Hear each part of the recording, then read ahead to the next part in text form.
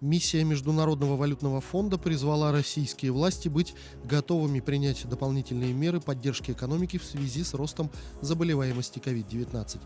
В частности, эксперты фонда предложили рассмотреть возврат к более высоким пособиям по безработице, а также пересмотреть условия списания кредитов ради сохранения занятости. Сейчас они должны быть полностью списаны, если компании к 1 апреля 2021 года удастся сохранить 90% сотрудников. Международный валютный фонд в целом положительно оценил антикризисную работу правительства и Банка России, отметив, что российская экономика вступила в кризис с прочной налогово-бюджетной основой и значительными возможностями бюджета, что позволило властям принять решительные меры для борьбы с кризисом.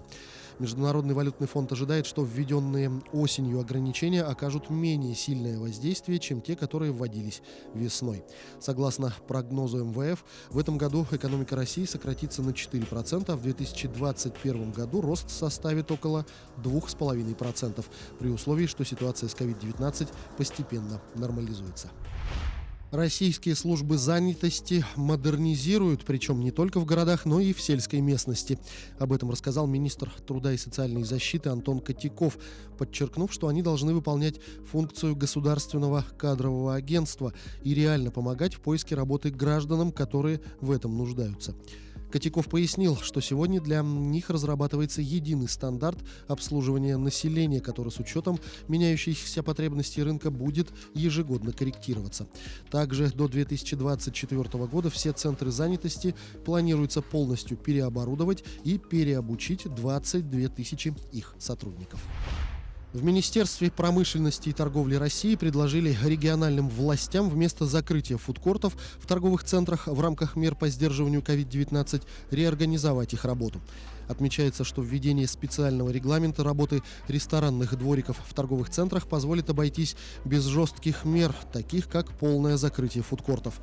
При этом предложенный регламент будет иметь рекомендательный характер. Вводить его предлагают в тех регионах, где в рамках мер по борьбе с коронавирусом уже ограничили работу фудкортов в торговых центрах или обсуждают подобные меры.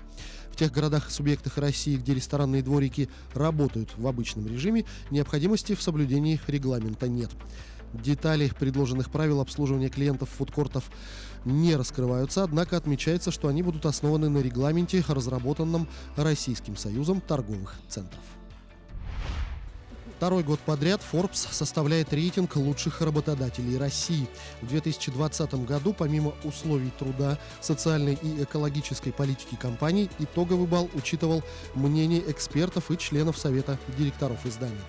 В этом году при составлении рейтинга Forbes особое внимание придавал благотворительной и спонсорской деятельности, а также экологической политике компании. Компания «Алроса» заняла второе место в списке лучших работодателей страны по версии Forbes, набрав 63,7 балла.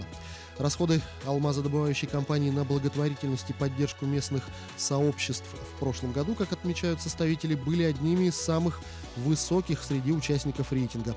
С учетом пенсионных выплат и корпоративных социальных программ для работников и членов их семей, социальные инвестиции «Алроса» в 2019 году составили 12 миллиардов рублей, а затраты на экологические мероприятия составили 7 миллиардов 700 миллионов рублей.